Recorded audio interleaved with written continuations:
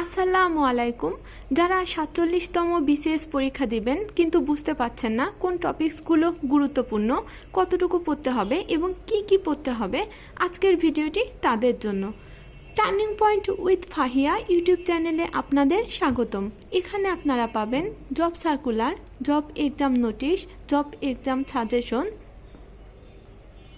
এবং job preparation related বিভিন্ন video. আমি প্রতিদিন পড়ার রুটিন শেয়ার করছি, তারই ধারাবাহিকতায় আজকেও আমি পড়ার রুটিন শেয়ার করব। প্রতিদিন সাধারণত নতুন নতুন পড়া দিয়ে থাকে। আমরা যদি প্রতিদিন শুধু নতুন নতুন পড়া পড়ি এবং রিভাইজ না করি তাহলে কিন্তু পড়া মনে থাকবে না, এবং আমরা যতই পড়ি না কেন আমরা কিন্তু ভালো ফলাফল করতে পারবো না। তাই নতুন নতুন পড়ার ফাঁকে ফাঁকে আমরা মাঝে মাঝে রিভাইজ করব।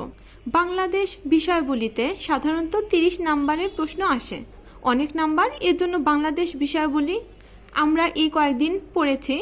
আজকে যেহেতু রিভাইজ করব এর জন্য বাংলাদেশ বিষয়বলিটা আমি রাখলাম। আমি আমার অনেক ভিডিওতেই নতুন পড়ার ফাঁকে ফাঁকে সব পড়া রিভাইজ এরকম বলে থাকি।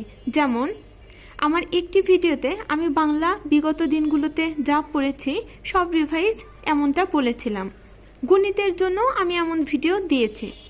আজকে বাংলাদেশ বিষয়বলি গতদিন যা পড়লাম আমি, মানে গত কয়েকটা ভিডিওতে, সবই কিন্তু পড়ব না, কারণ একদিনে আপনি সব রিভাইজ করতে পারবেন না। আপনি হয়তো যখন প্রথমবার পড়েছিলেন খুব ভালোভাবে পড়েছিলেন এবং আপনার মনে হয়েছে আপনার 70 থেকে 80% কমপ্লিট, কিন্তু আপনি এখন যখন আবার রিভাইজ করতে যাবেন তখন আপনার মনে হবে কিছুই মনে নেই, এবং যখন পড়তে যাবেন তখন দেখবেন 10 অথবা 15% পড়া আপনার মনে আছে এবং সব ভুলে গেছেন।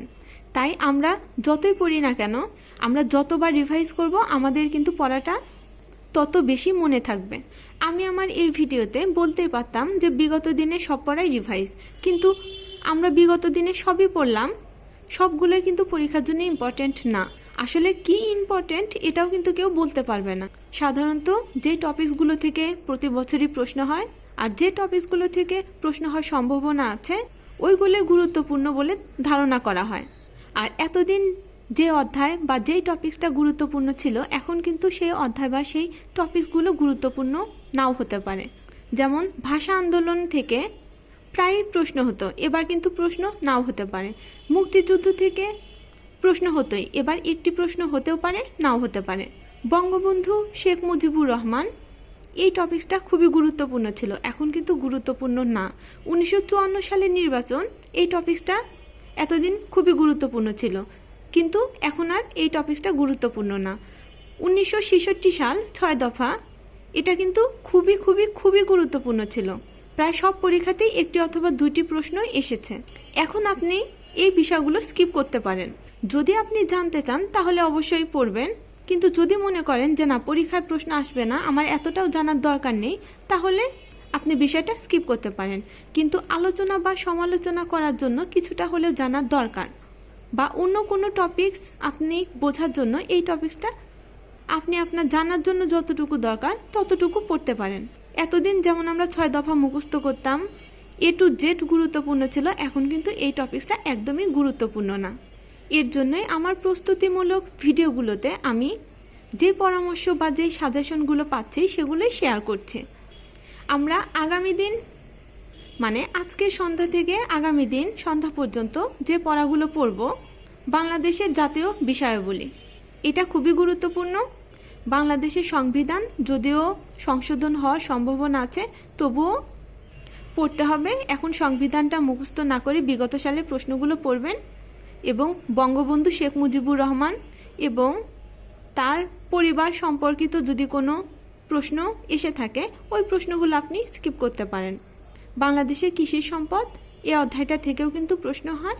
আর মুক্তিযুদ্ধ, এতদিন মুক্তিযুদ্ধ থেকে 2-3 নাম্বারের প্রশ্ন আসতো, এবার মুক্তিযুদ্ধটা খুব একটাও গুরুত্বপূর্ণ না, তাই বলে স্কিপ করবেন বিষয়টা এমন না। প্রশ্ন হতে পারে, যেখানে 3 থেকে 4টি প্রশ্ন হতো সেখানে 1টি অথবা 2টি প্রশ্ন আসতে পারে। আর মুক্তিযুদ্ধ পড়তে গেলে তো সবই গুরুত্বপূর্ণ মনে হয়, হ্যাঁ, সবই গুরুত্বপূর্ণ, কিন্তু কিছু আমি যে বিষয়গুলো এখন বলবো ওই টপিকসগুলো একটু বেশি গুরুত্ব দিয়ে পড়বেন।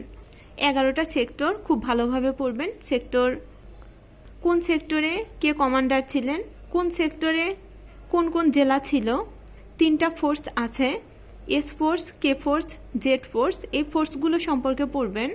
এই বিষয়গুলো গুরুত্ব দিয়ে পড়বেন। মুক্তিযুদ্ধ সম্পর্কে আমি যা বললাম এটুকুই পড়বেন, বিষয়টা এমন না।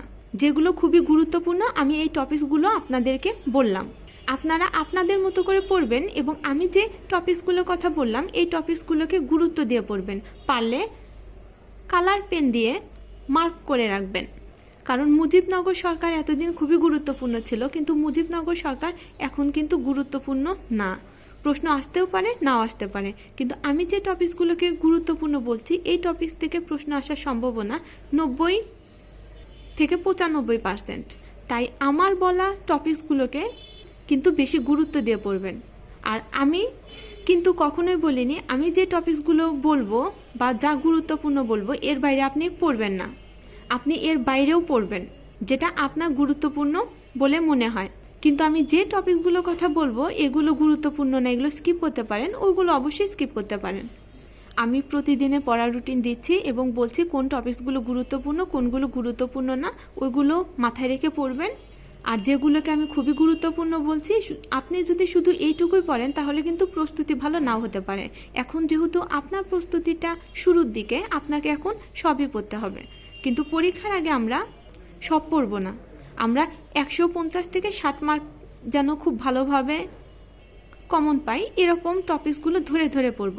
আর তার জন্যই এখন আমি আপনাদের পড়ার সুবিধার্থে বলে দিচ্ছি কোন টপিকসের কোন অংশটুকু বেশি গুরুত্বপূর্ণ এবং আপনি বেশি গুরুত্ব দিয়ে পড়বেন। আমার ভিডিওটি ভালো লাগলে আমার ভিডিওতে লাইক দিয়ে প্লিজ চ্যানেলটা সাবস্ক্রাইব করবেন এবং আমার ভিডিওটি আপনার ফ্রেন্ডসদের সাথে শেয়ার করবেন যেন তারাও উপকৃত হয়। ভিডিওটি দেখার জন্য ধন্যবাদ। আল্লাহ হাফেজ।